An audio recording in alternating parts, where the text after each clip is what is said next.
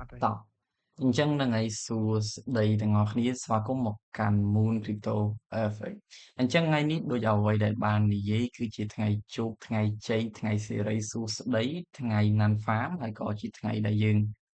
ត្រូវតែបង្កើនស្មារតីនៅក្នុងការ take care account របស់ទាំងអស់គ្នាដែរត្រឡប់មកវិញសម្រាប់ថ្ងៃនេះគឺយើងនឹងនិយាយគ្នាទៅលើប្រធានបទ Crypto Forex Learning តាក់ទងទៅនឹងការដាក់ឲ្យប្រើប្រាស់ទៅលើ Smart Money Concept 3.0 ជា Official ហើយជាក់ស្ដែង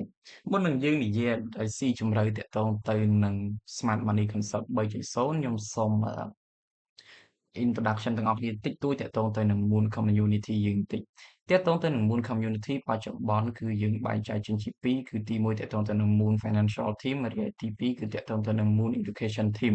តាក់ទងទៅនឹង Moon Financial Team គឺយើងផ្ដោតសំខាន់បច្ចុប្បន្នគឺយើងកំពុងតែ run ទៅលើ project Hedge Fund 1.0 ដូចអ្វីដែលទាំងអស់គ្នាបានដឹងកន្លងមកអញ្ចឹងទៅហើយចំពោះ meeting ថ្ងៃនេះគឺមិនសម្រាប់ Moon Financial Team ទេគឺយើងសំដៅទៅលើ Moon Education Team ហើយនៅពេលដែលយើងនិយាយពី Moon Education Team ដូចអ្វីដែលទាំងអស់គ្នាបានដឹងជាពិសេសគឺ learner របស់យើងតាំងពីជំនាន់ទី1 2 sorry ទី2ទី3រហូតមកដល់ special ជំនាន់ទី1ខ្ញុំជឿថាកម្មវិធីសិក្សាឬក៏ថ្នាក់របស់យើងនឹងមិនអាចប្រព្រឹត្តទៅបានដោយរលូនទេប្រសិនបើគ្មានវត្តមានពី Mr. Venue ដូចអ្វីដែលទាំងអស់គ្នាដឹងគាត់គឺជា moderator របស់យើងអញ្ចឹងខ្ញុំ appreciate មែនទែននៅគ្រប់សកម្មភាពកន្លងមកដែលយើងបានចាប់ផ្ដើមជាមួយគ្នាតាំងពីយើងនៅក្នុង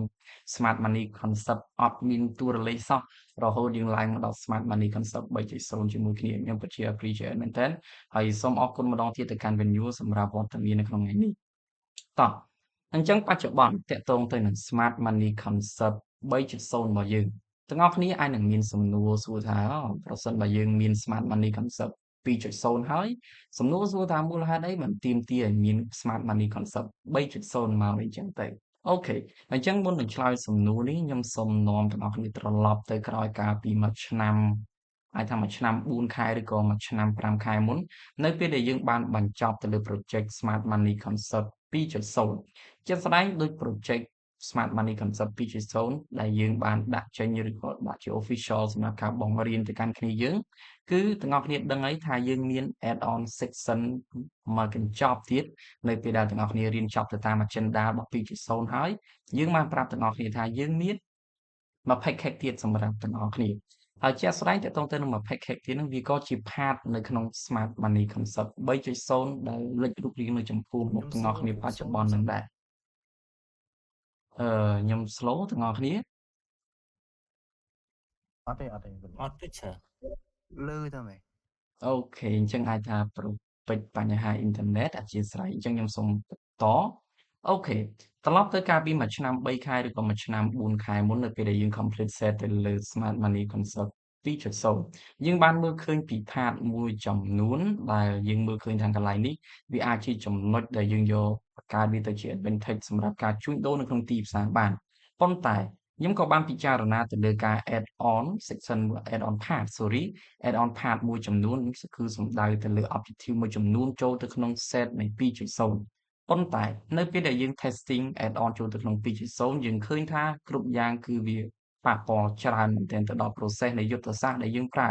ព្រោះជាក់ស្ដែងនៅពេលដែលយើងចាប់ផ្ដើមបង្កើតនៅ Smart Money Concept 2.0ឡើងមកអ្វីដែលយើងផ្ដោតសំខាន់បំផុតគឺវត្តមានរបស់ structure យើងមិនសូវខ្វល់ពី liquidity របស់ price action យើងមិនសូវខ្វល់ពី inducement មួយចំនួនយើងមិនសូវខ្វល់ទេដែលជាហេតុថាយើងមានវត្តមានរបស់ fractal structure ដែលដើរតួទៅបង្ក្រាប liquidity របស់ price action មួយចំនួនអីចឹងទៅដោយអ្វីដែលទាំងអស់គ្នាដឹង smart money concept ដែលយើងប្រើប្រាស់កន្លងមកសួរថាមានវត្តមានឆោះទេអត់មានទេមានវត្តមាន FR ទេអត់មានទេមានវត្តមាន flip zone ទេក៏អត់ដូចគ្នាសំណួរសួរថាប្រសិនបើ smart money អត់មានឆក់អត់មាន flip zone អត់មាន FR ដែលយើងហៅថាជា fair reaction សំណួរសួរថា process របស់យុទ្ធសាស្ត្រប្រព្រឹត្តទៅរបៀបម៉េចហើយមូលហេតុអីបានយើងនៅតែទោះបីជាគ្មានវត្តមានឆក់គ្មានវត្តមាន flip zone គ្មានវត្តមាន FR គ្មានវត្តមាន inducement ហើយសំណួរសួរថាមូលហេតុអីបាន smart money concept 2.0នៅតែអាចយកទៅប្រើប្រាស់នៅក្នុង live chat បានគឺគោលការណ៍ចម្បងដែលជាភ្លើងខៀវមុនពេលដែលយើងចាប់ផ្ដើមបង្កើត2.0គឺវត្តមានរបស់ fractal ហើយគួរបញ្ជាក់ទៅកាន់ទាំងអស់គ្នាផងដែរថាពាក្យថា fractal នេះគឺជាការកំណែទម្រង់មួយជា0ទេប្រសិនបើយើងគិតទៅលើ concept ដើមនៅពេលដែលយើងបង្កើតវត្តមានរបស់ fractal នេះគឺយើងឲ្យឈ្មោះវាថាជាប្រភេទ microstructure ដែលពាក្យកាត់យើងហៅថា MS អញ្ចឹងទៅតែដែលហេតុថាខ្ញុំមិនសូវជាងឃើញថាពាក្យ MS អាចច្រឡំទៅនឹង objective ផ្សេងក៏យើងសុខចិត្តប្រើពាក្យថា fractal ដែលសរសេរជាអក្សរកាត់ដោយអ្វីដែលទាំងអស់គ្នាឃើញ FT អញ្ចឹងទៅអូខេអញ្ចឹងនេះគឺជារឿងត្រួសត្រាសមួយចំនួននៅក្នុង 2.0 ដែលយើងពិចារណាទៅលើការ add នៅ objective មួយចំនួនចូលប៉ុន្តែយើងឃើញថា process របស់ market structure នៅក្នុង 2.0 គឺវាចាក់ស្រេះជ្រៅពេក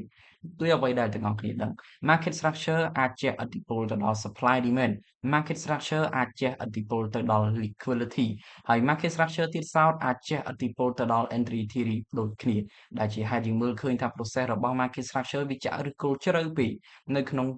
smart money concept 2.0 ដែលធ្វើឲ្យយើងមិនអាចនៅក្នុងការ add on objective ថ្មីចូលបានបន្ទាប់មកទៀតត្រឡប់ទៅកាន់ការពីមួយឆ្នាំឧទាហរណ៍ថាមួយឆ្នាំ5ខែមុន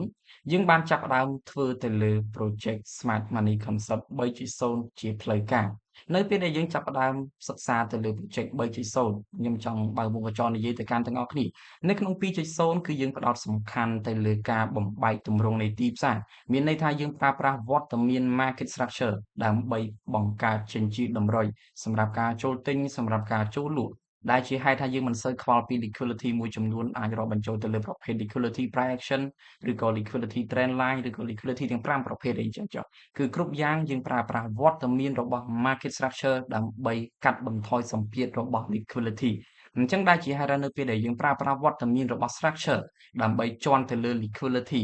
រឿងមួយដែលអ្នកប្រើប្រាស់នឹងជួបគឺការប្រើប្រាស់ពេលវេលានៅក្នុងការរង់ចាំឲ្យ fractal រង់ចាំឲ្យ structure វាឬក៏ bull មុនពេលដែលទាំងអស់គ្នាឈានទៅដល់ការសម្រេចចិត្តជួញដូរឬក៏ចូលលក់ឬក៏ចូលទិញអីចឹងទៅគ្រប់យ៉ាងគឺវាបែបហ្នឹងប៉ុន្តែនៅពេលដែលយើងចាប់ផ្ដើមផ្ដោតសំខាន់ទៅលើ project Smart Money Concept 3.0 យើងឃើញថាអ្វីដែលយើងចង់សំដៅទៅលើគឺតាក់ទងទៅនឹង liquidity របស់ price action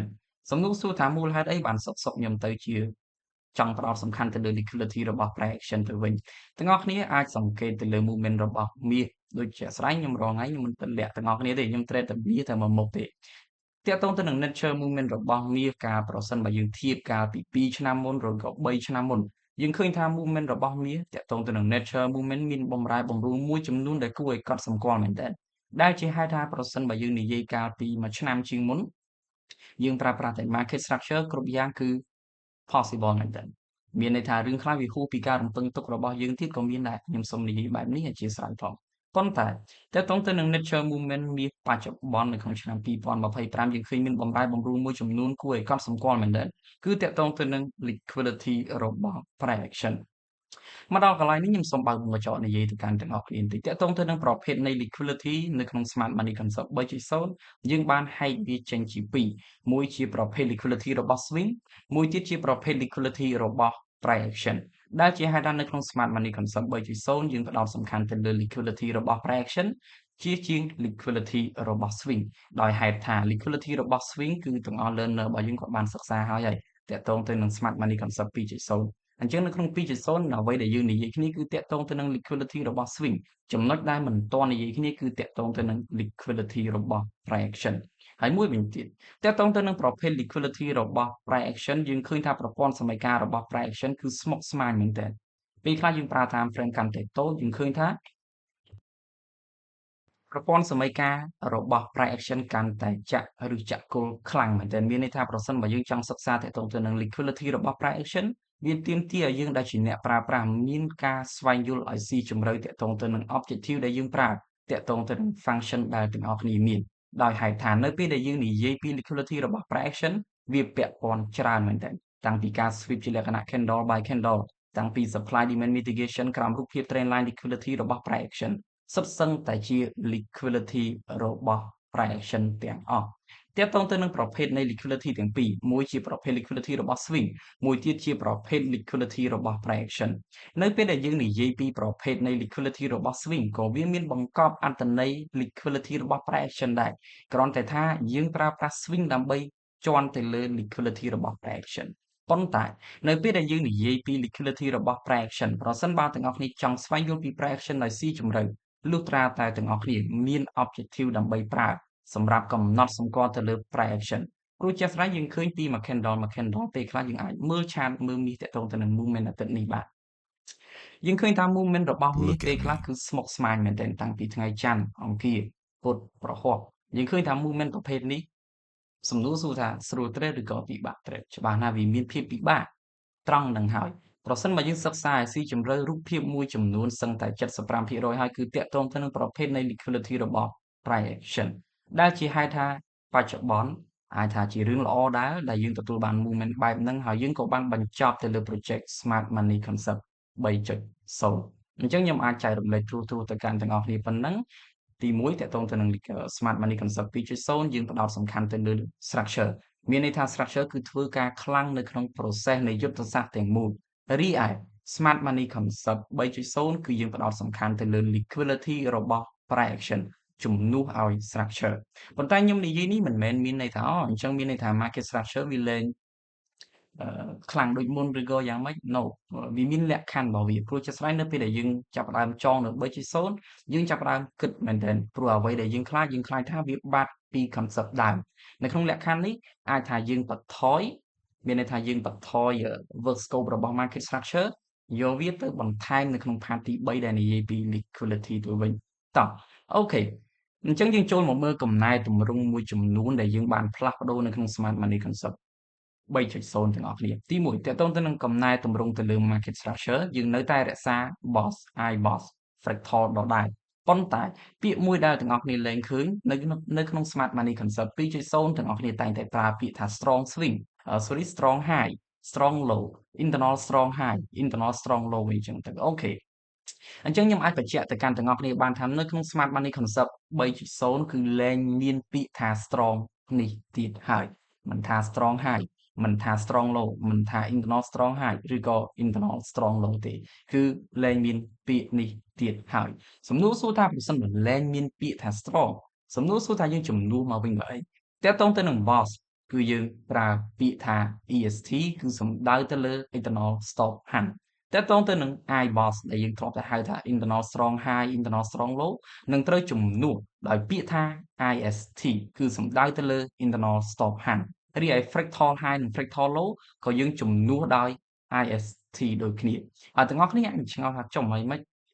បានទៅដូរឈ្មោះ objective ពីដកពាក្យថា strong high strong low internal strong high internal strong low ដកចេញបែរជាជំនួសមកវិញនៅពាក្យថា EST ជាមួយនឹង IST ទៅវិញព្រោះជាក់ស្ដែងចំពោះពាក្យថា IST ឬក៏ EST គឺជាធ្នាក់ដែលបើកផ្លូវទៅឲ្យ liquidity មកដល់កន្លែងនេះខ្ញុំសូមបើកវងកញ្ចក់និយាយទៅកាន់ទាំងអស់គ្នាឲ្យឃើញពីចំណុចខុសគ្នារវាង Smart Money Concept 2.0 ជាមួយនឹង Smart Money Concept 3.0 បន្តិចនៅក្នុង Smart Money Concept 2.0 នៅពេលដែលយើងមានពាក្យថា strong high strong low internal strong high internal strong low នៅពេលដែលទាំងអស់គ្នាស្វែងរកឱកាសសម្រាប់ការជួញដូរគឺយើងគ្មានលទ្ធភាព OTP ផ្ដាច់ទៅនឹង strong high ឬក៏ strong low ឬក៏ internal strong high ឬក៏ internal strong low របស់ swing ទេនៅក្នុង Smart Money Concept 2.0 គ្មានគោលការណ៍ដែលកំណត់ឲ្យទាំងអស់គ្នា OTP ផ្ដាច់ strong របស់ structure ទេគ្រប់យ៉ាងគឺវាបែបនេះអញ្ចឹងត្រឡប់មកកាន់រូបភាពដែលទាំងអស់គ្នាកំពុងតែឃើញនៅក្នុង 3.0 គឺយើងមានលទ្ធភាព OTP ផ្ដាច់ strong របស់ structure ប្រសិនបើយើងធៀបទៅនឹង 2.0 នេះគឺជាលក្ខណៈខុសគ្នារវាង 2.0 ជាមួយនឹង 3.0 ហើយវាក៏ជាភ្លើងខៀវដែលជាអ្នកបើកផ្លូវឲ្យ liquidity ចូលធ្វើការដែរព្រោះប្រសិនបើយើងសិក្សាមើលពាក្យថា EST គឺសំដៅទៅលើ internal stop hand IST គឺសំដៅទៅលើ internal stop hand ហើយជាស្រ័យមុនពេលដែលធ្វើការផ្លាស់ប្ដូរពាក្យថាពីពាក្យថា strong swing strong structure ទៅប្រើ EST ឬក៏ប្រើ IST យើងបានពិចារណាយូរមែនទែនដោយហេតុថាអ្វីដែលយើងគិតបំផុតយើងគិតថាប្រសិនបើយើងផ្លាស់ប្ដូរ strong នៃ 2.0 ចេញសំណួរសួរថាអាចប៉ះពាល់ទៅដល់ process របស់យុទ្ធសាស្ត្រនៅក្នុង 2.0 ឬក៏អត់នេះគឺជាអ្វីដែលយើងព្រួយបារម្ភព្រោះជាក់ស្ដែងបច្ចុប្បន្ននៅក្នុង Smart Money Concept 2.0 គ្មានគោលការណ៍ឲ្យយើង OTP ផ្ដាច់ strong របស់ structure ទេប៉ុន្តែ learner របស់យើងកន្លងមកក៏មានគ្នាយើងខ្លះដែរ លួចលាក់ចូល position ក្រោមតុហើយ OTP ផ្ដាច់ strong បានដែរហ្នឹងគឺវាបែបហ្នឹងហើយវាប្រឈមទៅនឹងបញ្ហាច្រើនមែនទែនត្រឡប់មកវិញដែលជាហេតុថាជាចុងក្រោយយើងក៏សម្រេចចិត្តផ្លាស់ប្ដូរពាក្យថា strong swing សំដៅទៅលើ strong high strong low internal strong high ជាមួយនឹង internal strong low ចេញជំនួសមកវិញនៅពាក្យថា EST ជាមួយនឹង IST ដែលជាធ្នាក់ទាក់ឲ្យ liquidity ចូលធ្វើការហើយទាំងអស់គ្នាបច្ចុប្បន្នអាចនឹងឆ្ងល់ថាចុះមកចូលធ្វើការរបៀបម៉េចមិនទាន់ដឹងយ៉ាងណាយ៉ាងណីផងសូមក៏មានការព្រួយបារម្ភយើងបន្តទៅមុខជាមួយគ្នាតោះអូខេអញ្ចឹងចូលមកដល់ part ទី2ដែលយើងនិយាយពីកំណែទម្រង់ទៅលើ supply demand ការប្រើប្រាស់ function ថ្មីដើម្បី identify ទៅលើ zone បច្ចុប្បន្នអ្នកដែលរៀនជាមួយយើងទាំងអស់នៅក្នុង Smart Money Concept 2.0ទាក់ទងទៅនឹងរបៀបនៃការចាប់ supply demand យើងមាន4របៀបមានគ្នាយើងណាអាចឆ្លើយបានទេ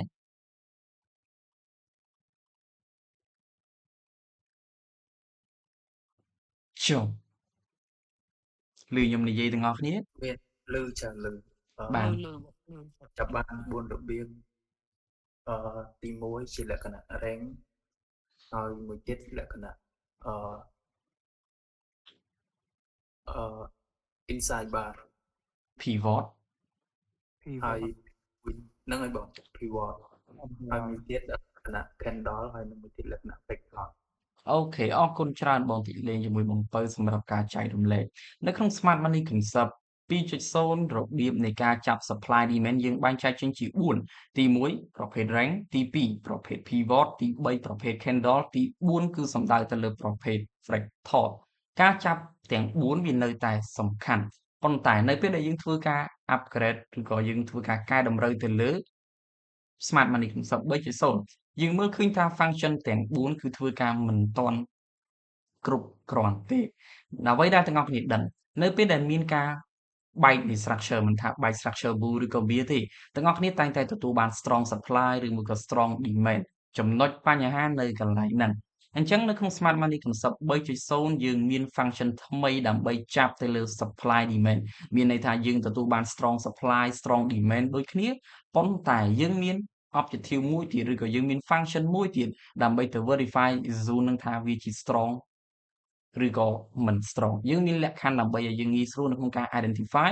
ជាជាង 2.0 ហើយខ្ញុំនិយាយនេះសូមបញ្ជាក់ទៅកាន់ទាំងអស់គ្នាម្ដងហើយម្ដងទៀតមិនមែនគោលការណ៍របស់ 2.0 ប្រើការមិនបានទេ No គ្រាន់តែថាគោលការណ៍របស់ Smart Money Concept 3.0 គឺធ្វើការកាន់តែស៊ីជម្រៅទៅលើ objective ដែលយើងមានជាមួយនឹង function ដែលយើងប្រើដែលជាហេតុថានៅក្នុង Smart Money Concept 3.0 យើងនឹងធ្វើការ add on part មួយទាក់ទងទៅនឹងការ identify zone ដោយប្រើប្រាស់ function ថ្មីទាំងអស់គ្នាអាចនឹងឆ្ងល់ថាចុះ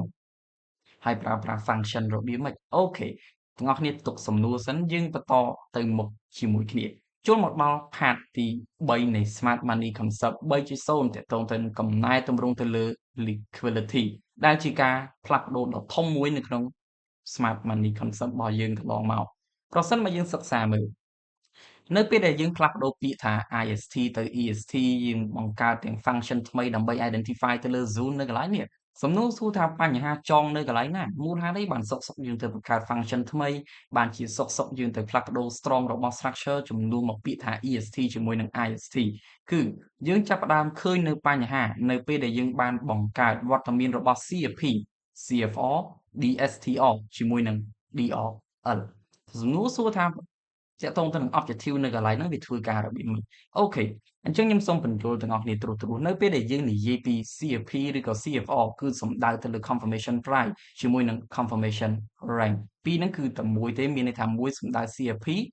confirmation price គឺសំដៅទៅលើតម្លៃជាក់លាក់ CFR គឺសំដៅទៅលើប្រភេទនៃ zone ចន្លោះតម្លៃជាក់លាក់ចំពោះវត្តមានរបស់ CFP ជាមួយនឹង CFR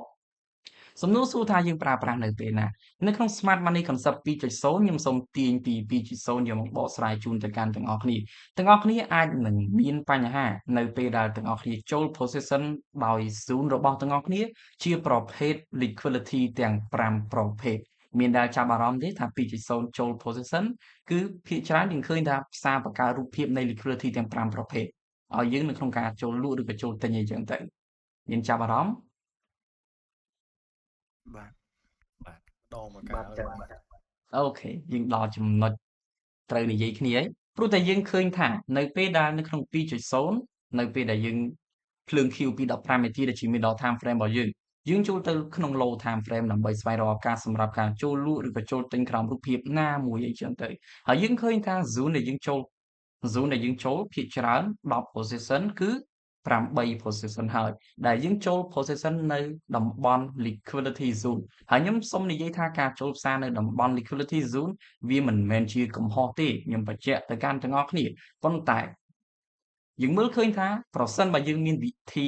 មួយទៀតដែលអាចឲ្យយើងប្រើប្រាស់ដើម្បី confirm ទៅលើ zone នឹងមកតង់ទៀតខ្ញុំជឿថាហានិភ័យរបស់យើងនឹងកាន់តែថយចុះព្រោះជាក់ស្ដែងគោលការណ៍ចម្បងចេញពី 2.0 គឺការពារ capital របស់អ្នកប្រើប្រាស់ដែលជាហេតុថានៅពេលដែលយើងភ្លើង Q ពី15នាទីបន្ទាប់មកយើងធ្វើការ switch time frame ពី middle time frame ចូលទៅកាន់ low time frame ដើម្បីស្វែងរកឱកាសសម្រាប់ការចូលលក់ឬក៏ចូលទិញយើងឃើញថាតំបន់ដែលយើងចូលផ្សារភាគច្រើនគឺជាតំបន់ liquidity ទាំង5ប្រភេទពេលខ្លះយើងក៏មានជំរើសពេលខ្លះយើងក៏គ្មានជំរើសអីចឹងទៅអូខេអ្វីដែលយើងមើលឃើញនៅក្នុង 2.0 បន្តមកវិញក៏យើងចាប់ផ្ដើមធ្វើការទៅលើកន្លែងហ្នឹងយើងមានសំណួរសួរបកមកកាន់ខ្លួនយើងជាអ្នកប្រើប្រាស់ថាចុះ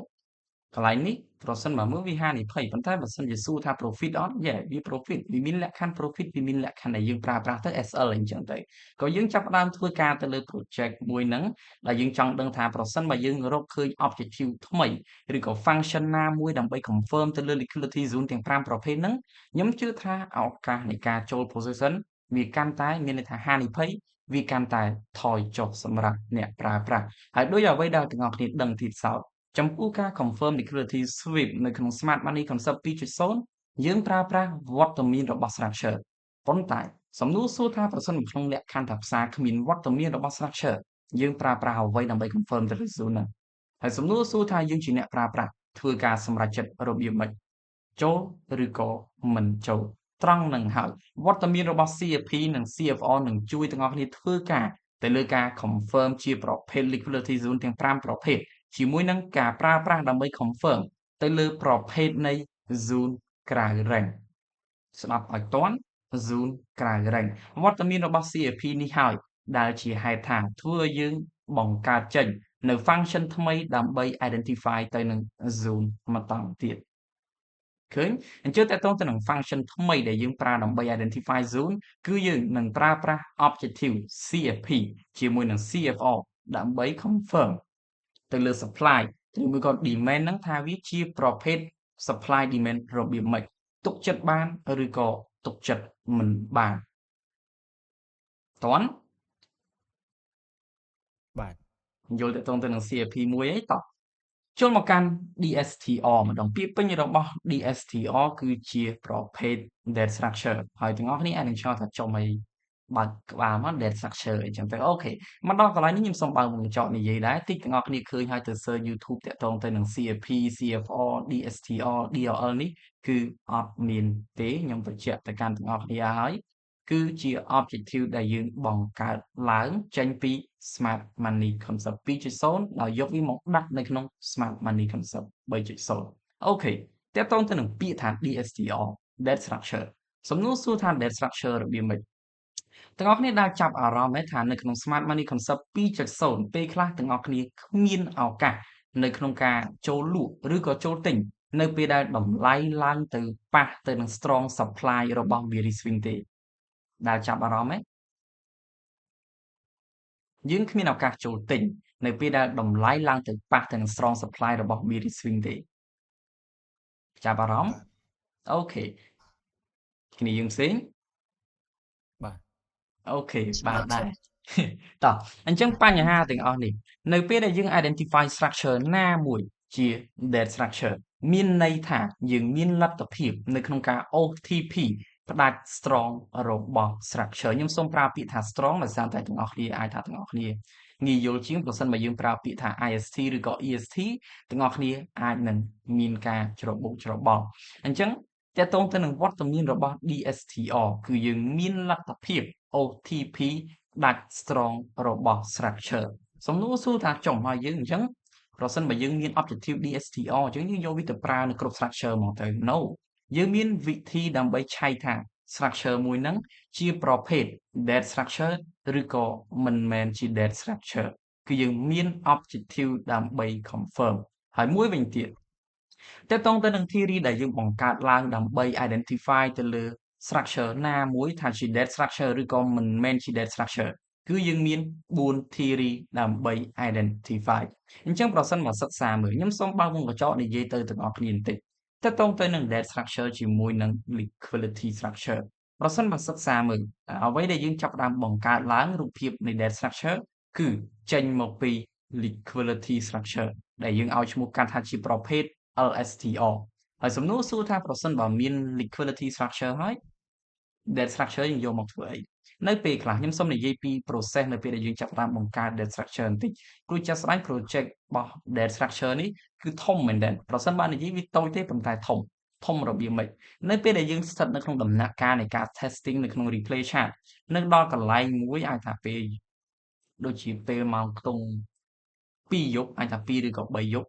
តើតើទៅនឹង liquidity structure ជាមួយនឹង dead structure វាបង្កើតរូបភាពមួយដែលយើងជាអ្នកប្រើប្រាស់បង្កើតឲ្យមានការភ័ន្តច្រឡំយល់អ្វីដែលខ្ញុំនិយាយមានន័យថានៅក្នុងលក្ខខណ្ឌមួយចំនួនរបស់ price action វាបង្កើតរូបភាពស្មុគស្មាញពេកធ្វើឲ្យយើងពិបាកនៅក្នុងការ identify ថាកន្លែងហ្នឹងជា dead structure ឬមួយក៏ជា liquidity structure អីចឹងទៅព្រោះជាក់ស្ដែងគោលការណ៍របស់ liquidity structure គឺស្របទៅតាម direction របស់ liquidity structure ទន្ទឹមនឹងគ្នានឹង dead structure គឺយើងដើរបាញ់ច្រាសទៅវិញយើងមានសិទ្ធិ OTP ផ្ដាច់ strong របស់ structure អញ្ចឹងប្រសិនបើនៅក្នុងដំណាក់កាលមួយដែលទាំងអស់គ្នា identify មិនច្បាស់រវាង dead structure ឬក៏ liquidity structure ទេច្បាស់ណាស់កន្លែងហ្នឹងនឹងទាញទាំងអស់គ្នាឲ្យចូលទៅក្នុងពាក្យថា FOMO គឺបែបហ្នឹងដែលជាហេតុថាយើងមានទៅដល់4 theory ដែលយើងប្រើប្រាស់ដើម្បី identify ព្រោះនៅក្នុងលក្ខខណ្ឌថានៅក្នុងលក្ខខណ្ឌ condition របស់ទីផ្សារនៅក្នុងរូបភាពមួយចំនួនផ្សារបង្កើតរូបភាពចេះតែថ្មីទៅពីមួយថ្ងៃទៅមួយថ្ងៃពីមួយថ្ងៃទៅមួយថ្ងៃយើងឃើញថាចរាចរណ៍លុយនៅក្នុងទីផ្សារមានការបត់បែនដែលជាហេតុថាដើម្បី identify ទៅលើ dead structure យើងមើលឃើញថាប្រសិនបើយើង identify វាខុសច្បាស់ណាស់យើងជាអ្នកប្រើប្រាស់នឹងជួបនៅបញ្ហាហើយមិនមែនអស់មកអទេយើងហ៊ាននិយាយទៅកាន់ទាំងអស់គ្នាប្រសិនបើទាំងអស់គ្នាស្ថិតនៅក្នុងដំណាក់កាលមួយដែលបែងចែកមិនដាច់រវាង LSTR ជាមួយនឹង DSTR ទេយើងនឹងឈរនៅតំបន់ស្រពេចស្រពិលចូលលក់ក៏ដាច់ចូលទិញក៏ដាច់ស្របពេលដែលតម្លៃស្ថិតនៅតម្លៃដដែលនេះគឺជាបញ្ហាត្រឡប់មកវិញ DSTR គឺយើងមាន4 theory ដើម្បី identify បានថាកន្លែងនឹងជាប្រភេទ dead structure ឬក៏អត់យើងមានលទ្ធភាពនៅក្នុងការ OTP ផ្ដាច់ strong របស់ structure នឹងឬក៏អត់លុះត្រាតែកន្លែងនឹងជា dead structure ហើយការ confirm ទៅលើ dead structure យើងបានបញ្ជាក់ទៅកាន់ទាំងអស់គ្នាហើយយើងមាន4 theory ដើម្បី identify ហើយយើងអាចនិយាយទៅកាន់ទាំងអស់គ្នាបានថាមាន1 theory ឬក៏2 theory ដែលយើងប្រើប្រាស់ CFP ដើម្បី confirm បានថាកន្លែងនឹងជា dead structure ឬក៏មិនមែនជា dead structure យើងអាចនិយាយទៅកាន់ទាំងអស់គ្នាបានប៉ុណ្ណឹងអញ្ចឹងត្រឡប់មកវិញយើងឃើញថាវត្តមានរបស់ CFP មួយយើងប្រើប្រាស់តាំងពី identify ទៅលើ dead structure យើងប្រើប្រាស់តាំងពី identify ទៅលើ zone យើងឃើញថា objective CFP គឺមានអត្ថប្រយោជន៍ច្រើនមែនទែនកាន់យើងមកកាន់ខ្ញុំអធិស្ឋានដោយសារតែទាំងអស់គ្នាអត់ទាន់ប្រើប្រាស់តោះអូខេយើង move on ទៅកាន់ next objective របស់យើងគឺសុទ្ធសឹងតែជា objective ធំនៅក្នុង Smart Money Concept 3.0 ហើយគឺតាក់ទងទៅនឹង DRL ដែលយើងឲ្យឈ្មោះថាជាប្រភេទ Dead Range Liquidity ទាញពី 2.0 យកមកនិយាយទៅកាន់ទាំងអស់គ្នាទៀតទាំងអស់គ្នាចាំឬក៏ធ្លាប់ជួបនៅពេលខ្លះយើងចាប់ swing boss bull boss bull fractal bull ឈានទៅដល់ដំណាក់កាលបំរែបំរួលនៃទីផ្សារណាមួយអាចថាផ្សារបង្កើតរូបភាពនៃ liquidity ទ្រង់ទ្រាយធំទាំងអស់គ្នាធ្វើការចាប់ swing fractal bull fractal bear bull bear នៅចន្លោះតម្លៃដដែលប្រសិនបើយើងសិក្សាមើលនៅក្នុងបញ្ហានេះប្រសិនបើនិយាយតាក់ទងទៅនឹង DRL នេះមិនមែនយើងចេះតែនឹកឃើញឲ្យយកមកដាក់ជូនទៅកាន់ទាំងអស់គ្នាទេ project DRL នេះយើងមានយូរហើយវាក៏ជា function មួយដែលយើងអាចមានន័យថាដែលយើងគ្រោងនឹង add on ចូលទៅកាន់ 2.0 តាំងពីយើងចាប់ផ្ដើម official announce តាក់ទងទៅនឹងថ្នាក់របស់យើងមកម្ល៉េះតែដែលហេតុថាពេលវេលារបស់យើងមានកំណត់ទើបយើងយកវាមកនៅក្នុង Smart Money Concept 3.0 ជំនួសមកវិញ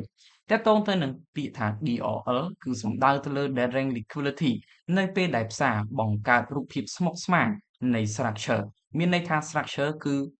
bùl bùl bia bia bùl bùl bia bia នៅចន្លោះតម្លៃដដែលគឺសំដៅទៅលើ liquidity ទ្រង់ទ្រាយធំរបស់ទីផ្សារនៅពេលដែលផ្សារបង្កើត liquidity គ្នាយើងដែលធ្លាប់និយាយលេងជាមួយខ្ញុំអាចនឹងដឹងហើយនៅពេលដែលខ្ញុំនិយាយថាអ្វីដែលខ្ញុំខ្លាច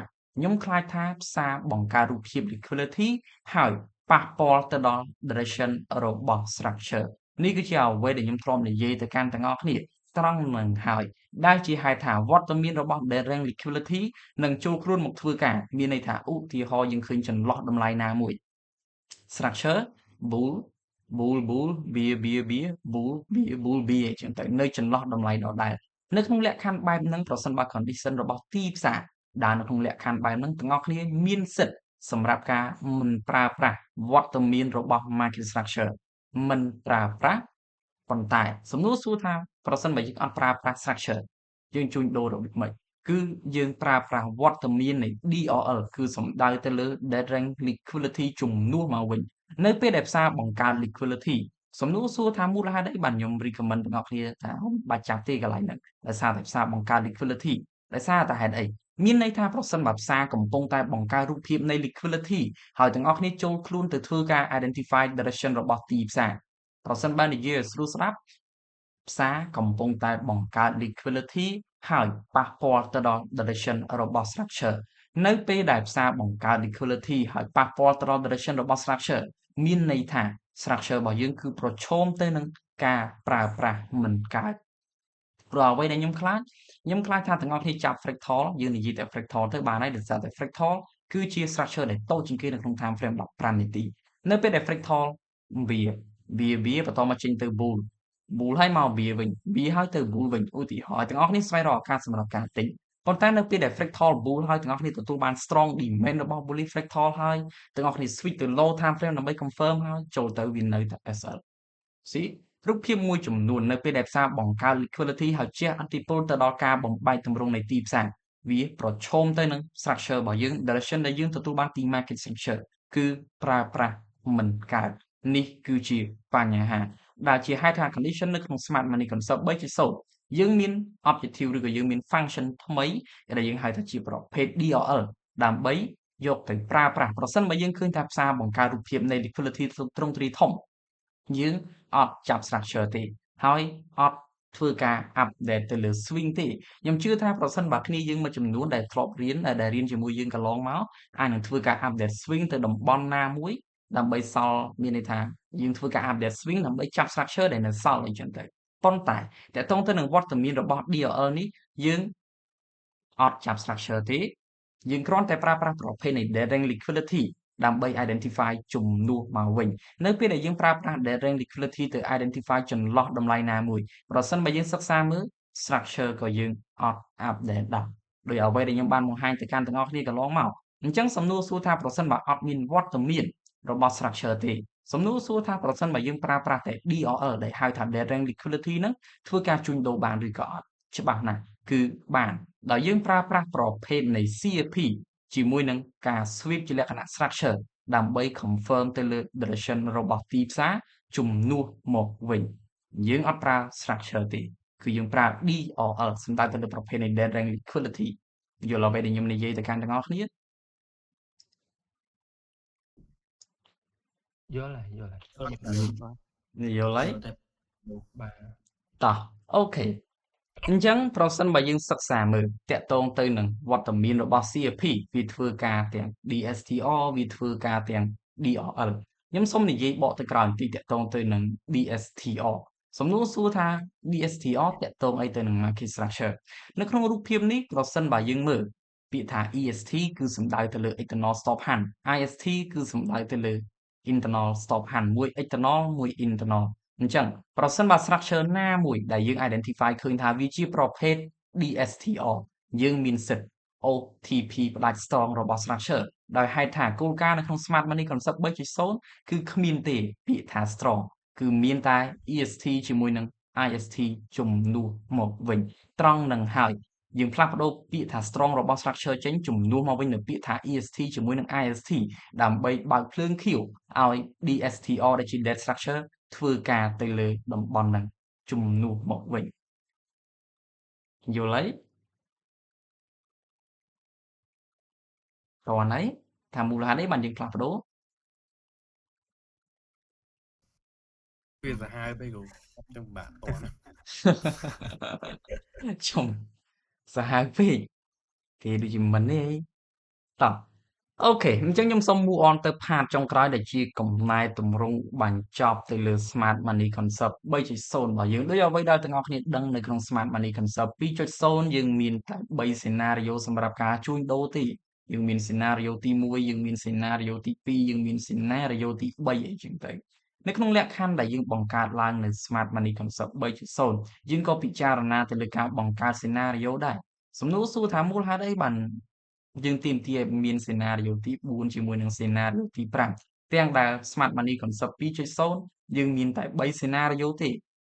ប៉ុន្តែមិនថា Pro Trend ឬក៏ Counter Trend យើងសុទ្ធសឹងតែមានឱកាសទាំងអស់សំណួរសួរបកថាមូលហេតុអីមិនយើងទាមទារឲ្យមាន scenario ទី4ជាមួយនឹង scenario ទី5ទាក់ទងទៅនឹង scenario ទី4ជាមួយនឹង scenario ទី5គឺវាកើតឡើងអំឡុងពេលដែលយើងចាប់ផ្ដើមបង្កើត CFP ជាមួយនឹង DSTR បញ្ជាក់ទៅកាន់ទាំងអស់គ្នា scenario ទី4ជាមួយនឹង scenario ទី5គឺកើតឡើងនៅពេលដែលយើងបានបង្កើត CFP ជាមួយនឹង DSTR ហើយមកដល់កន្លែងនេះសំណួរសួរថាវាធ្វើការរបៀបម៉េចបានខ្ញុំឈានទៅដល់ការបង្កើត scenario ទី4ជាមួយនឹង scenario ទី5មកបន្ថែមនៅពេលដែលខ្ញុំចាប់ផ្ដើមបង្កើត objective CFP ឬក៏បង្កើត DSTR រាល់ objective ទាំងអស់គឺយើងបានធ្វើការ testing នៅក្នុង replay chart ច្រើនមែនទែនមិនថា replay chart មិនថា live chat ទេហើយ objective ទាំងអស់សុទ្ធសឹងតែយើងមានកញ្ចប់ថវិកាដើម្បីយើង testing ទៅទៀតយើងបញ្ជាក់ទៅកាន់ទាំងអស់គ្នាមានន័យថាយើង test ទាំង demo account យើង test ទាំង live account ទម្រាំតែយើងសម្រេចចិត្តដាក់ចេញនៅ objective ណាមួយមកប្រើប្រាស់ជា official នៅពេលដែលខ្ញុំចាប់ផ្ដើមបង្កើត CFP ហើយយើងចាប់ផ្ដើមបង្កើតទៅលើ DSTR ហើយដូចគ្នាទៀតមកដល់ពេលមួយមានន័យថា objective 2នេះគឺ surprise ខ្ញុំខ្លាំងមែនទែននៅពេលដែលខ្ញុំចាប់ផ្ដើមបង្កើតនៅពេលដែលខ្ញុំបានបង្កើត CFP ជាមួយនឹង DSTR ហើយមកដល់ចំណុចមួយមកដល់ថ្ងៃមួយខ្ញុំភ្លឺដូចថ្ងៃអញ្ចឹងភ្លឺចាស់បណ្ដោយពេលយប់ប៉ុន្តែយើងភ្លឺដោយហេតុថានៅពេលដែលយើងចាប់ផ្ដើមបង្កើតនៅ objective ណាមួយយើងមើលឃើញថា work scope របស់ objective ហ្នឹងធ្វើការត្រឹមប៉ុណ្នេះទេឧទាហរណ៍យើងមើលឃើញថា CFP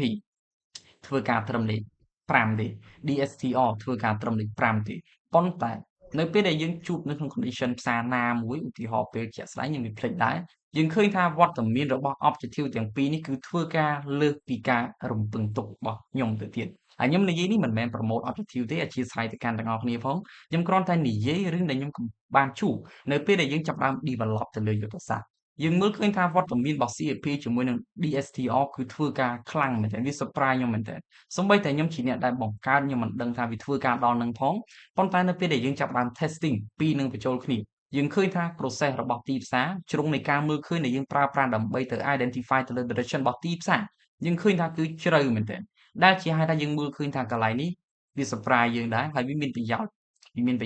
ដែលជាហេតុថាយើងក៏ពិចារណាទៅលើការបង្កើតរូបភាពនៃ scenario ទី4និង scenario ទី5ហើយយើងនឹងធ្វើការកែតម្រូវ scenario 1 2 3ឡើងវិញខ្ញុំបញ្ជាក់ទៅកាន់ទាំងអស់គ្នាហើយយើងនឹងធ្វើការកែតម្រូវទៅលើ scenario 1 2 3ឡើងវិញដោយបន្ថែមនៅ objective CFP ដើម្បីបញ្ជ្រាបទៅនឹង process នៃការចូលទីផ្សារឲ្យកាន់តែល្អប្រសើរសម្រាប់ទាំងអស់គ្នាតោះអញ្ចឹងដែលជាហេតុថាបច្ចុប្បន្នយើងទទួលបានរូបភាពពេញលេញមួយនៃ Smart Money Concept 3.0 ត្រឡប់មកវិញការពិពណ៌នាទៅកាន់ទាំងអស់គ្នាមុននេះគឺជាព័ត៌មានមួយចំនួនដែលខ្ញុំអាចចែករំលែកបានទៅកាន់ទាំងអស់គ្នាឲ្យទាំងអស់គ្នាមើលឃើញថា 2.0 ជាមួយនឹង 3.0 មានលក្ខខណ្ឌខុសគ្នារបៀបម៉េចមានលក្ខខណ្ឌ alignment គ្នារបៀបម៉េចខ្ញុំសង្ឃឹមថាទាំងអស់គ្នានឹងទទួលបានចម្លើយហើយធ្វើការពិចារណាឲ្យដិតដល់ទាក់ទងទៅនឹង objective ដែលទាំងអស់គ្នាត្រៀមនឹង vote នៅថ្ងៃស្អែកខាងស្អែកនេះហើយអញ្ចឹងធ្វើការនិយាយគ្នាឲ្យហើយចម្លើយមកលើខ្ញុំដាក់ឲ្យទៀតបាទអូខេអញ្ចឹងត្រឡប់មកវិញសម្រាប់ Smart Money Concept 3.0 យើងអាចចែករំលែកទៅកាន់ទាំងអស់គ្នាបានប៉ុណ្ណឹងហើយទន្ទឹមនឹងគ្នានឹងទាំងអស់គ្នាប្រសិនបើមានសំណួរអាចសួរយើងបានតោះលេង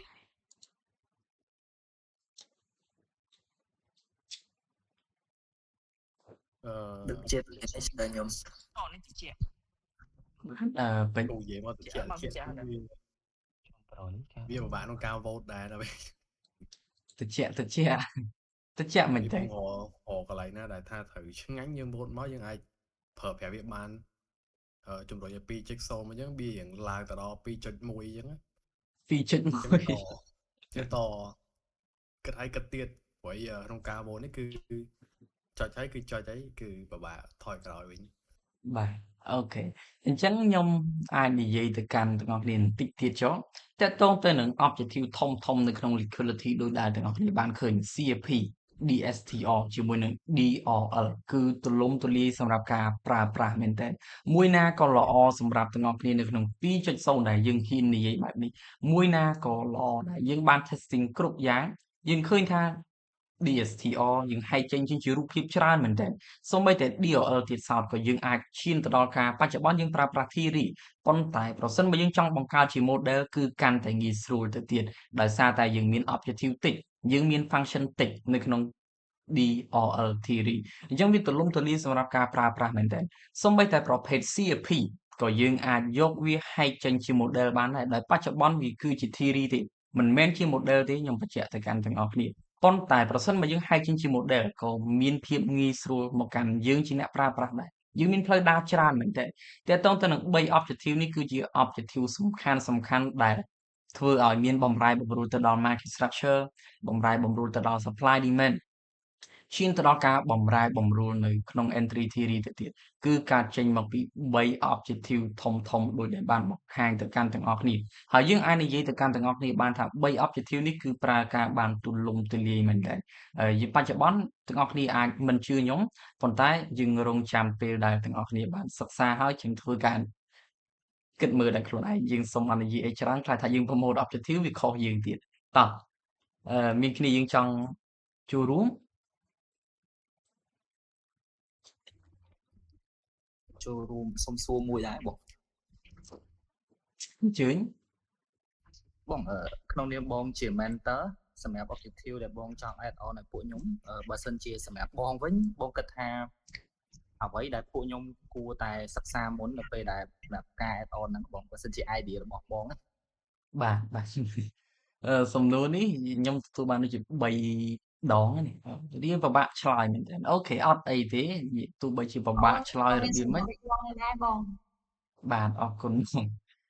អូខេខ្ញុំនឹងព្យាយាមឆ្លើយជូនទៅកាន់ទាំងអស់គ្នាដោយសារតែបច្ចុប្បន្នតកតងទៅនឹងការ add on ទៅកាន់គ្នាយើងនៅក្នុងចំនួនទី2ជាមួយនឹងចំនួនទី3យើងមាន CFP CFR យើងមាន DSTR យើងមាន DRL យើងមាន entry theory 1.0 យើងមាន4ប៉ុន្តែដែលជាហេតុថា objective ដែលយើងត្រូវ add on ទៅកាន់ទាំងអស់គ្នាគឺមានតែ2ទេអញ្ចឹងត្រឡប់មកវិញអ្វីដែលយើងមើលឃើញថាសំខាន់សម្រាប់ទាំងអស់គ្នាពេលនេះគឺវត្តមានរបស់ CFP ជាមួយនឹង DSTR គឺពីរហ្នឹងគឺយើងមើលឃើញថាមុតមែនតើគឺវាមុតព្រោះជាក់ស្ដែងប្រសិនបើយើងសិក្សាមើល CFP ប្រើដើម្បី confirm DSTR បានដូចគ្នា CFP ប្រើទៅ confirm DRL ដែលនិយាយថាជាប្រភេទ dead range liquidity បានដូចគ្នា CFP ក៏មានអត្ថប្រយោជន៍ចូលទៅក្នុង entry នៃ scenario ទាំង5របស់យើងដែរអញ្ចឹងប្រសិនបើសិក្សាមើល CFP វាអាចជាជំរើសដំបូងសម្រាប់ទាំងអស់គ្នាតែតងទៅនឹងជំរើសបន្ទាប់ព្រោះយើងមាន add on 2ឥឡូវយើងឧទាហរណ៍ថាមួយយើងយក CFP មួយទៀតចូលមកកាន់ធ្វើការប្រៀបធៀបរវាង DSTR ជាមួយនឹង DRL ម្ដងតែតងទៅនឹង DSTR វាអាចថាវាមានរូបភាពស្មុគស្មាញទៅកាន់ទាំងអស់គ្នាប្រសិនបើទាំងអស់គ្នាយល់ពីវាអត់ច្បាស់ខ្វះការខ្វះពេល យើងខ្វះការ practice អញ្ចឹងវាអាចធ្វើឲ្យទាំងអស់គ្នាជួបនឹងបញ្ហាច្រើននៅពេលដែលយើងប្រើប្រាស់វត្តមានរបស់ CFP វត្តមានរបស់ DSTR យើងឃើញថាវានឹងកាត់បន្ថយពេលវេលានៃការរងចាំរបស់យើងបន្តិចមែនប៉ុន្តែប្រសិនបើយើងបង្កើតហានិភ័យក្រោមរូបភាពការ identify ទៅលើ structure ខុសឬក៏ការខ្វះភាពអត់ធ្មត់ណាមួយវាអាចបង្កើតជាបញ្ហាមកកាន់យើងជាអ្នកប្រើប្រាស់ទៅវិញនេះគឺជារឿងមួយចំណែក DRL អាចថាវាល្អប្រសើរដែរព្រោះ CFP ក៏យើងប្រើប្រាស់ដើម្បី confirm ទៅលើ dead range liquidity បានដែរប៉ុន្តែប្រសិនបើយើងនិយាយរវាង DSTR ជាមួយនឹង DRL មួយណាដែលថាវាទូលំទូលាយជាងវាចូលមកកាន់ DRL វិញណែវាពីរហ្នឹងវាល្អដូចគ្នាប៉ុន្តែប្រសិនបើយើងថ្លឹងវាមានលក្ខខណ្ឌល្អវាមានលក្ខខណ្ឌមិនល្អរវាង objective នីមួយៗអីចឹងទៅហើយយើងអាចបញ្ជាក់ទៅកាន់ទាំងអស់គ្នាបានថា នៅពេលដែលយើងចាប់ទៅលើ direct liquidity គឺយើងហែកចេញមកពី zone creation នៅក្នុង supply demand concept របស់យើងកន្លងមកហើយយើងអាចទាំងអស់គ្នាអាចបង្កើតអាចយកជា model សម្រាប់ការប្រើប្រាស់ក៏វាងាយស្រួលសម្រាប់ទាំងអស់គ្នាដែរ See យល់អ្វីដែលខ្ញុំនិយាយ បាទ បាទបង អូខេអញ្ចឹងវុទ្ធថា បាទបងអរគុណ អូ ច្រើន ខេ បង បាទតោះគ្នាយើងផ្សេងមានអីចង់ចូលរួម មិនលឺបងអូនចង់សួរ បងអូនថាគាត់សួរអញ្ចឹងដែរ អូយបងខ្ញុំបងរៀបនិយាយពេកដឹងច្បាស់ទៀត តោះឥឡូវអញ្ជើញបងអូន បងចំពោះ depth structure និង DRI ហ្នឹងបើសិនDRL ហ្នឹងប្រសិនបើបងមានប្រសាសន៍មុនហ្នឹងថា DSTR ហ្នឹងវាមានភាពស្មុគស្មាញវាអាចនឹងច្រឡំប៉ុន្តែលក្ខខណ្ឌទី2ហ្នឹងវាអត់ស្មុគស្មាញប៉ុន្តែយើងអាចប្រើបានទាំងពីរមែនបង អាចប្រើបានទាំងពីរប្រើយ៉ាងម៉េចវិញបង ក្នុងន័យហ្នឹងបានន័យថាបើសិនបើនិយាយពី DSTR វាអាចនឹងមានភាពស្មុគស្មាញច្រើនយើងអាចនឹង identify វាខុសហើយអញ្ចឹងណាបងហើយក្នុងលក្ខខណ្ឌមួយទៀតDRL ហ្នឹងវាអត់សូវស្មុគស្មាញមែនបង បាទគឺបែបហ្នឹងបងហើយមួយវិញទៀតវត្តមានរបស់ DSTR ហ្នឹងហើយដែលជាហេតុថាធ្វើឲ្យយើងផ្លាស់ប្ដូរពាក្យថា ពាក្យថា strong ជំនួសមកវិញទៅពាក្យថា EST ជាមួយនឹង IST ដោយសារតែវត្តមានរបស់ DSTR តោះហើយអញ្ចឹងពីរហ្នឹងដូចថាវាល្អដូចគ្នាតែគ្រាន់តែថាបរិបទនៃការប្រើប្រាស់គឺខុសគ្នា DSTR គឺប្រើឡើងនៅពេលដែលមាន structure ធម្មតាអាហ្នឹងយើងចេះអស់ហើយមិនអញ្ចឹងប៉ុន្តែពាក្យថា direct liquidity នេះគឺប្រើប្រាស់នៅពេលដែលផ្សារបង្កើតរូបភាពនៃ liquidity ជាប្រភេទ rank ទើបយើងប្រើប្រាស់ DRL ដើម្បី identify ជំនួសមកវិញ ចាបងតើនេះបងអញ្ចឹងយកអាងាយៗយកបង ងាយបាទអូខេខ្ញុំក៏ចង់ងាយដូចទាំងអស់គ្នាដែរ អរគុណច្រើនបង បាទអរគុណគ្នាយើងផ្សេងមានអីចង់ចូលរួមអញ្ចឹងយល់អស់ហើយតើតង CFP DSCR DRL បងខ្ញុំមានមួយដែរ បាទអញ្ជើញ និយាយថាsmart money concept 3.0នោះ focus លើ liquidity ច្រើនជាង market structure បង ប្រសិនបើយើងនិយាយថា focus ទៅដល់ liquidity ខ្លាំងជាង market structure វាដូចជាមិនត្រូវហើយក៏វាក៏មិនខុសដែរយល់អ្វីដែលខ្ញុំនិយាយព្រោះជាក់ស្ដែងគោលការណ៍របស់យើងនៅពេលដែលយើងទិញឬក៏លក់នៅតែស្របទៅតាម structure អញ្ចឹងគ្រាន់តែថាយើងបើកទ្វារមកទ្វារឲ្យ liquidity ចូលធ្វើការទៅដល់ structure របស់យើងព្រោះជាក់ស្ដែងទាំងអស់គ្នាអាចឆ្ងល់ហើយមិនអញ្ចឹងថានៅក្នុង market structure មូលហេតុអីបានមាន EST ទៅចេញ external swap hand internal swap hand មកវិញកន្លែងហ្នឹងហើយវាគឺជាធ្នាក់ដែលតាក់អូសឲ្យ liquidity នេះចូលធ្វើការដើម្បីដឹងថា structure ហ្នឹងវារបៀបម៉េចយើង OTP ផ្ដាច់បានឬក៏មិនបានអីចឹងទៅអញ្ចឹងត្រឡប់មកវិញមិនមែនថាយើង focus ទៅលើ liquidity ខ្លាំងទេយើងគ្រាន់តែដំឡើង work scope របស់ liquidity ដំឡើង work scope របស់វាឲ្យវាធ្វើការបានកាន់តែទូលំទូលាយប្រសិនបើយើងធ្វើការប្រៀបធៀបនៅក្នុង smart money concept 2.0 រាល់ liquidity មួយចំនួនគឺត្រូវជាន់ផ្ដាច់ដោយ structure មានន័យថាវានៅក្រោមការបំបែកទម្រង់នៃទីផ្សារដែលជាហេតុយើងអត់ចាំបាច់ស្មុគស្មាញខ្វល់ខ្វាយច្រើនទេទន្ទឹមនឹងគ្នានឹងនៅក្នុង 3.0 យើងដកពាក្យថា strong ចេញអញ្ចឹងប្រសិនបើសិក្សាមើលវាដូចជាការដកយ័ន្តមួយចេញពី market structure អញ្ចឹងនៅពេលដែលយើងដកយ័ន្តនឹងចេញយើងឃើញថា liquidity ចាប់ផ្ដើមចូលមកមានតាំងពី external swap hand មានតាំងពី internal swap hand មានតាំងពី DSTR ចូលមក identify ទៅកន្លែងហ្នឹងទៅទៀតអញ្ចឹងប្រសិនបើយើងទុកពាក្យថា strong គ្រប់យ៉ាងគឺនៅក្រោមការគ្រប់គ្រងរបស់ market structure ទេនៅពេលដែលយើងដកពាក្យថា strong ចេញយើងចំនួនមកវិញទៅពាក្យថា IST ជាមួយនឹង EST យើងឃើញថា liquidity ចាប់ផ្ដើមចូលខ្លួនមកធ្វើការថាកន្លែងហ្នឹង structure របៀបម៉េចប្រើការបានឬក៏មិនបានអាចអូសផ្ដាច់ឬក៏មិនផ្ដាច់មានលទ្ធភាពកើត converter ឬក៏មិន converter អីចឹងទៅតន់ តោះណាបង បាទអូខេតោះចុះគ្នាយើងផ្សេង បងខ្ញុំសុំសួរមួយ បាទជឿ តើតើមួយ liquidity របស់យើងliquidity ទាំង5របស់យើងនៅប្រើដែរតែបងខ គាត់តែយើង add on បន្ថែម បាទនៅប្រើដដែលបង liquidity ទាំង5ប្រភេទនេះនៅប្រើដដែល អូខេអរគុណបង បាទ ព្រោះជាក់ស្ដែង liquidity ទាំង5ហ្នឹងហើយគឺជាមូលដ្ឋានគ្រឹះរបស់ liquidity ហើយវាធ្វើការបែបហ្នឹងដោយ CFP នេះក៏យើងហៅវាថាជាប្រភេទ converter ដោយវត្តមានរបស់ CFP នេះវាជា converter របស់ DSTR ទៅទៀតនៅពេលដែលយើងនិយាយពី converter យើងមានសិទ្ធិអូសផ្ដាច់មែនប៉ុន្តែប្រសិនបើនៅក្នុងលក្ខខណ្ឌថា DSTR ចង់រក្សាតម្លៃវាទាមទារឲ្យផ្សារបង្កើតរូបភាពនៃ converter សំណួរសួរថា converter នៅកន្លែងនេះយកអីទៅប្រើគឺយើងមានជំរើសពីរទី1ប្រើប្រាស់ប្រភេទនៃ CFP ទី2ប្រើប្រាស់ប្រភេទនៃ price action គឺ candle ដើម្បី confirm តាមរយៈការបន្ទាប់ពីមាន converter ហើយផ្សារបង្កើតរូបភាពអីអញ្ចឹងទៅអាហ្នឹងវាអញ្ចឹងនិយាយទៅមុខទៀតវាកាន់តែឆ្ងាយដោយសារតែវាពាក់ព័ន្ធទៅនឹង converter របស់ data structure អញ្ចឹងត្រឡប់មកវិញយើងអាចបានអញ្ជើញ សូមមួយសំណួរដែរបងភ្ជាប់មួយសំណួរបងមុនហ្នឹងតាក់ទងមួយនឹងអ្វីដែលបងបានលិះនៅខាងលើនេះអានេះគឺជាអ្វីដែលយើង add បន្ថែមទេបងហើយនៅក្នុង PJSON ដែលយើងមានស្រាប់គឺយើងនៅប្រើប្រាស់ធម្មតាទេបង បាទគឺយើងនៅប្រើប្រាស់ធម្មតាទេបងមិនមែនថាយើងរៀនថ្មីសុទ្ធណូអត់ទេបងបាទអំរលមាន objective ខ្លះយើងដកចេញមាន objective ខ្លះយើងរក្សាដដែលមាន objective ខ្លះគឺយើងបន្ថែមវាចូលមកទៀតតើបងបាទបងបាទ ប៉ុន្តែយើងអាចនិយាយទៅកាន់ទាំងអស់គ្នាបានថារាល់ផាតដែលយើងដកចេញវាសុទ្ធសឹងតែជាផាតដែល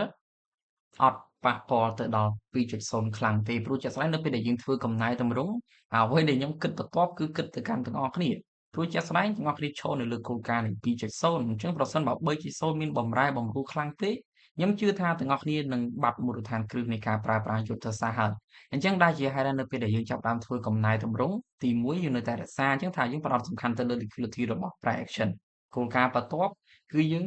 មើលដែរថាយុទ្ធសាស្ត្រនៅពេលដែលយើងធ្វើការកំណែតម្រង់ហើយ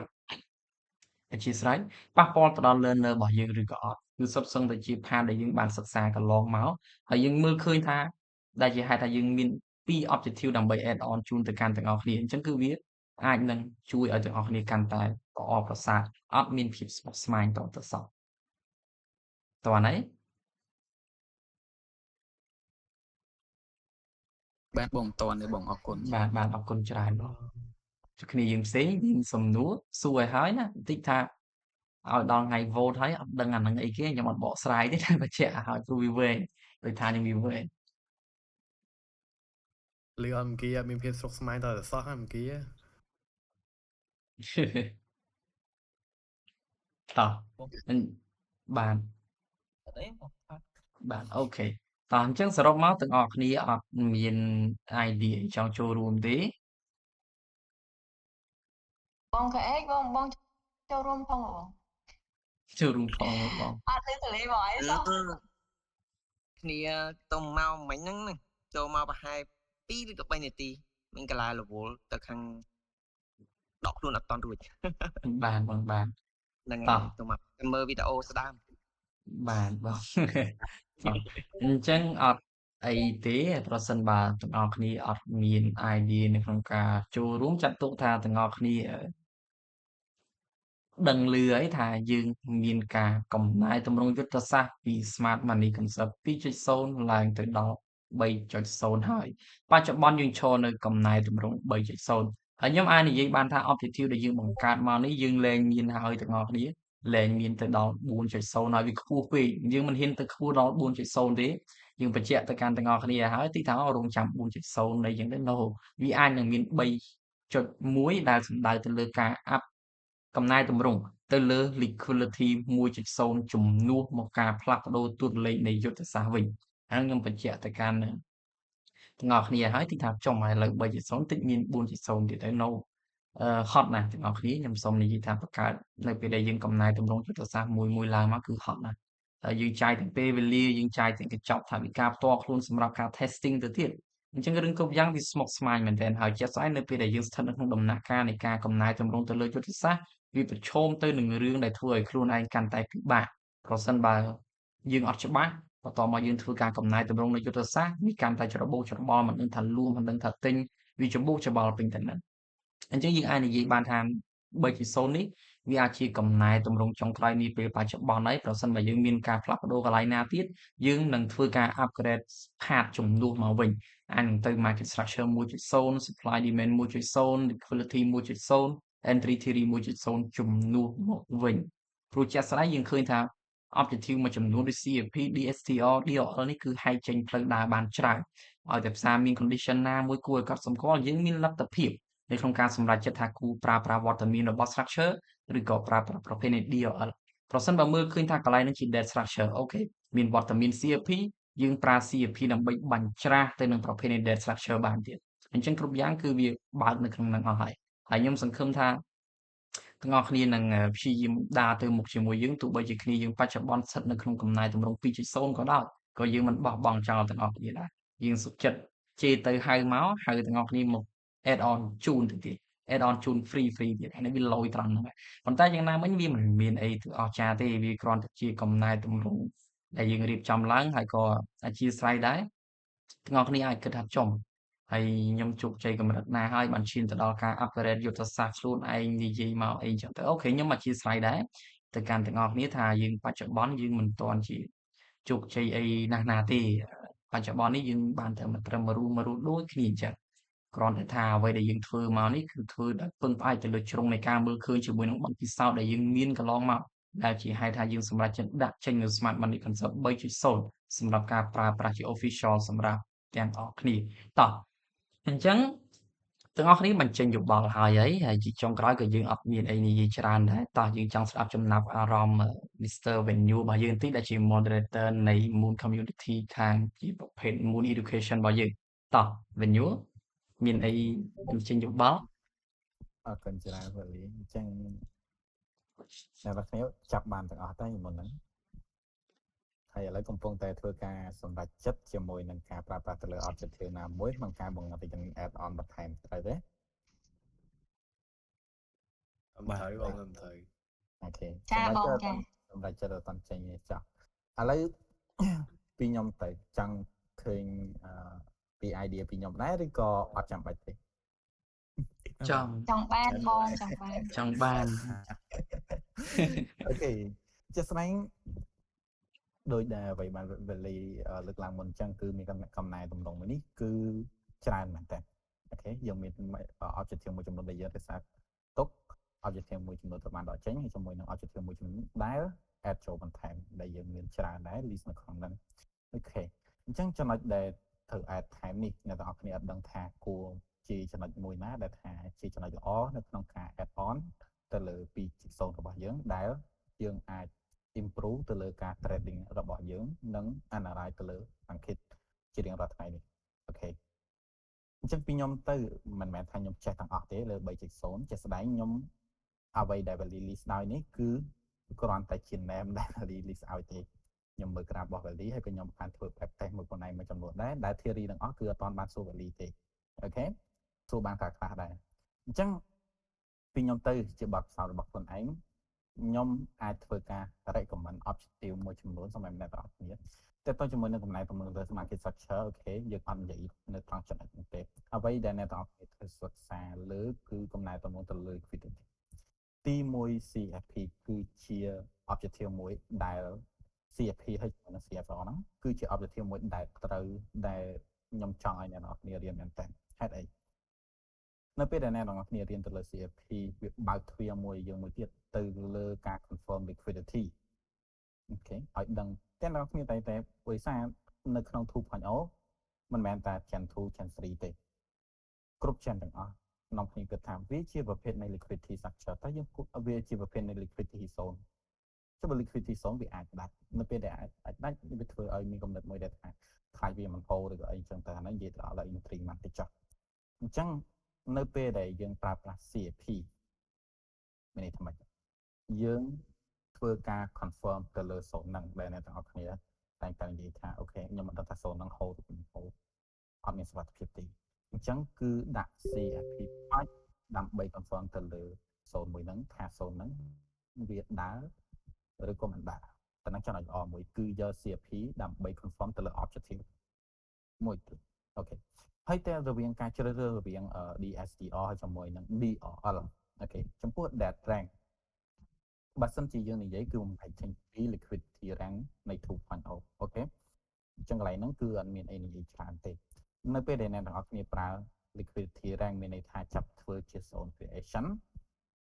ហើយអត់មានការចាត់ structure នៅក្នុងហ្នឹងអ្នកទាំងអស់គ្នាអត់ trade អូខេអញ្ចឹងក្នុងករណីហ្នឹងបើសិនជាអ្នកទាំងអស់គ្នា មានន័យថាយើងគ្រាន់តែបាត់បង់ឱកាស trade បានតិចទេដោយសារតែជាប្រភេទ liquidity rank ចង់បាន safe ត្រូវអត់ការ capital អូខេអញ្ចឹងបើសិនជាក្នុងករណីនេះដូចជាមានអីច្រើនទេខ្ញុំអាច add on ឲ្យប៉ុណ្្នឹងបានតាមអ្វីដែលខ្ញុំ understand ហើយជាមួយទៀត DSTR អូខេ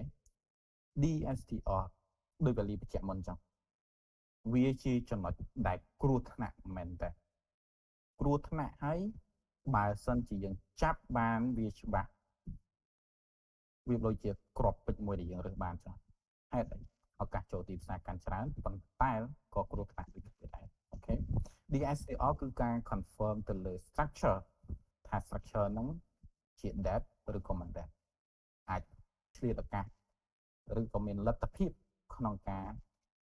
long ឬក៏ short ចូល position ដើម្បីដាច់ទៅលើ strong របស់យើងដែរអត់នៅខ្ញុំសូមប្រើពាក្យ strong ដោយសារតែ 2.0 របស់យើងគឺមាន strong low strong high មិនចឹងទេអញ្ចឹងនៅពេលដែលយើងប្រើ DSTR ក្នុងលទ្ធភាពហ្នឹងគឺយើងអាចមានលទ្ធភាពទៅ sell ឬក៏ short ឬក៏ long ទៅផ្ដាច់នៅប៉ុណ្្នឹងតែប៉ុន្តែនេះគឺជាបញ្ហាបើសិនជាអ្នកនរគ្នាចាប់ខុស identify វាអត់បានច្បាស់ល្អវាមិនជាហានិភ័យរបស់យើងបញ្ច្រាស់ structure មិនចឹងអីអូខេអញ្ចឹងកន្លែងហ្នឹងបើសិនជាអ្នកទាំងអស់គ្នារៀនទៅជាមួយនឹង structure DSTR ហ្នឹងតម្រូវឲ្យមាន commitment មែនតើអូខេต้องមាន commitment មែនតើហើយសិក្សាវាឲ្យបានច្បាស់មុននឹងយកទៅប្រើបើសិនជាសុពិចសពិលកុំប្រើល្អជាងនេះជាអ្វីដែលខ្ញុំអាចផ្ដល់បានមកត្រឹមប៉ុណ្ណឹងហើយមួយទៀតតកតងជាមួយនឹង CFP structure ហ្នឹងដូច scenario 4ហើយនិង scenario 5តែគឺលើកឡើងហ្នឹងគឺបងគូផ្សំជាមួយនឹង objective ហ្នឹងដែរខ្ញុំអត់ដឹងថាបងផ្សំប្រមាណភាគរយទេប៉ុន្តែនៅពេលដែលអ្នកទាំងអស់គ្នានិយាយពី scenario នៅក្នុងទីផ្សារមានន័យថាវាធំមែនតើអញ្ចឹងនៅពេលដែលយើងសិក្សាពី CFP ជាមួយនឹង DSTR វាធ្វើឲ្យយើងបើកគំនិតអញ្ចឹងមានន័យថាបើសិនជាយើងសិក្សាទៅដល់ level មួយដែលថាយើង identify ខ្លួនឯងបានអាសនៈយោទី4ហើយទី5ខ្ញុំគិតថាវានឹងមកខ្លួនឯងទេបើសិនជាអ្នកគ្នាប្រកែអូខេឆ្លាតអីចឹងទៅតែខ្ញុំនិយាយឆ្លាតច្រើនណាត្រូវហ្នឹងគឺឥឡូវសាកមើលជាក់ស្ដែងនៅចិនធូក៏មានតែចេះប្រើតែ CFR ដែល structure ក៏គ្នាយើងចេះប្រើមួយចំនួនធំដែរអូខេហ្នឹងគ្រូមិនទាន់បានបរៀនអញ្ចឹងអូខេតែស្ដែងគឺបែបហ្នឹងចឹងអ្វីពីខ្ញុំទៅគឺខ្ញុំ recommend បានប៉ុណ្ណឹងតែការសម្រេចចិត្តចុងក្រោយគឺនៅលើតែអ្នកនរគ្នាចង់រៀនមួយណា vote មួយចោលអូខេអស់ហើយពីខ្ញុំទៅអរគុណច្រើនចាអរគុណច្រើនបងអូខេអញ្ចឹងអរគុណមែនតើ venue សម្រាប់ការផ្ដល់ជាគំនិតល្អៗទៅកាន់គ្នាយើងតែខ្ញុំចាប់អារម្មណ៍ venue ថាគ្នាយើងឆ្លាតខ្ញុំទទួលស្គាល់គ្នាយើងឆ្លាតមែនដូចចូល position អីពេលខ្លះ off price strong ឬចូលទៅពេលយប់ទេដោយសារតែអត់មានអ្នកចាប់អារម្មណ៍អញ្ចឹងទៅអូខេប៉ុន្តែយ៉ាងណាមិញអត់អីទេទាំងអស់គ្នាទាញប្រធានបទត្រឡប់មកវិញគ្រប់យ៉ាងគឺ process ជាត្រូវដឹងថាជាលក្ខណៈប្រព័ន្ធគ្រប់យ៉ាងគឺដើរជាលក្ខណៈប្រព័ន្ធអញ្ចឹងនៅពេលដែលទាំងអស់គ្នាមានការផ្លាស់ប្ដូរនៅ part ណាមួយគឺទៅចិត្តឲ្យទាំងអស់គ្នាមានការ testing ជាមុនដោយបច្ចុប្បន្នមិនមែនថាយើង add on ហើយយើងឲ្យទាំងអស់គ្នាលើកទឹកចិត្តឲ្យប្រើប្រាស់នៅក្នុង live market ភ្លាមទេ no យើងមិនដែលលើកទឹកចិត្ត learner ឲ្យដើរនៅក្នុងគោលការណ៍បែបហ្នឹងទេទោះបីជាមិនថា learner ឬមួយក៏ visitor ក៏ដោយយើងលើកទឹកចិត្តឲ្យមានការ testing ជាមុនពេលដែលឈានទៅដល់ការប្រើប្រាស់ដោយហេតុថាអ្វីដែលទាំងអស់គ្នាត្រូវស្វែងរកពិតប្រាកដគឺស្វែងរក psychology ដែល run នៅពីក្រោយ objective គឺជារឿងចម្បងដែលទាំងអស់គ្នាត្រូវដឹងស្វែងយល់ពី psychology ដែល run នៅពីក្រោយ objective ជៀសវាងការយល់តែសម្បកយើងពិបាកនៅក្នុងការនិយាយគ្នាមែនតើអញ្ចឹងត្រឡប់មកវិញខ្ញុំអាចចែករំលែកទៅកាន់ទាំងអស់គ្នាបានប៉ុណ្ណឹងហើយជាចុងក្រោយអត់មានសំណួរទេទាំងអស់គ្នា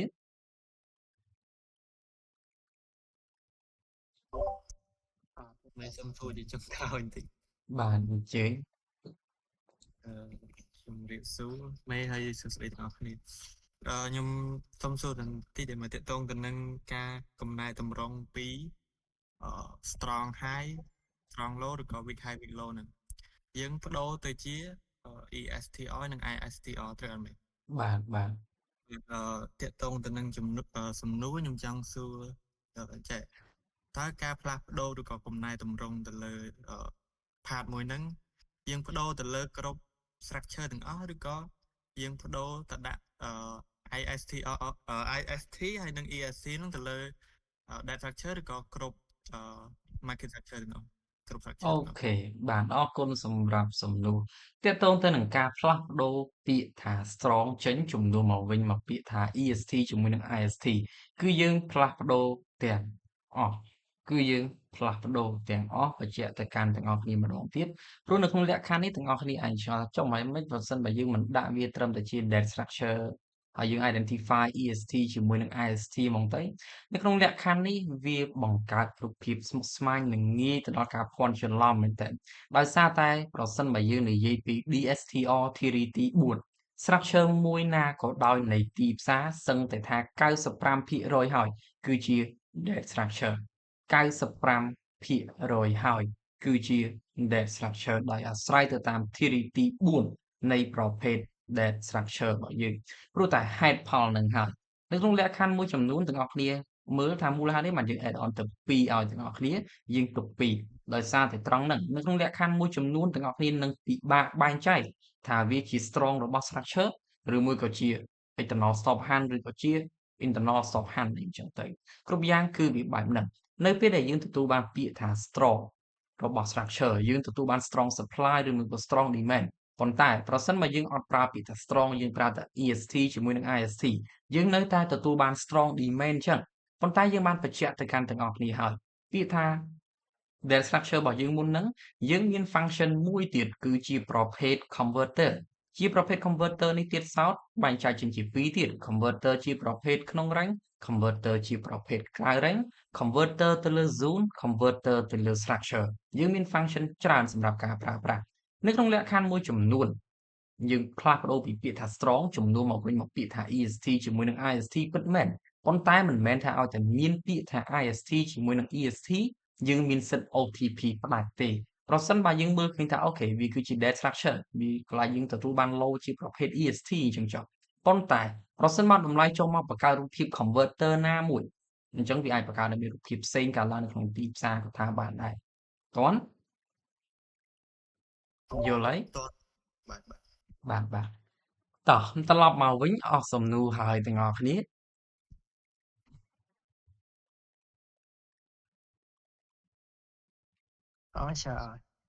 អូខេតោះអញ្ចឹងប្រសិនបើអស់ហើយសម្រាប់ថ្ងៃនេះគឺយើងមានតែប៉ុណ្្នឹងទេហើយអរគុណមែនទែនសម្រាប់វត្តមានរបស់ទាំងអស់គ្នាហើយក៏អរគុណម្ដងទៀតទៅកាន់ venue សម្រាប់ការផ្ដល់ជាគំនិតល្អៗទៅកាន់គ្នាយើងអញ្ចឹងត្រឡប់មកវិញសម្រាប់ថ្ងៃនេះគឺយើងមានតែប៉ុណ្្នឹងទេហើយអរគុណច្រើនទាំងអស់គ្នាសម្រាប់ការចូលរួមជួបគ្នានៅឱកាសក្រោយប្រសិនបើមានអូខេអធិស្ឋានផងតោះអញ្ចឹងសរុបមកសម្រាប់ថ្ងៃនេះយើងមានតែប៉ុណ្្នឹងទេអរគុណច្រើនទាំងអស់គ្នាសម្រាប់ការចូលរួម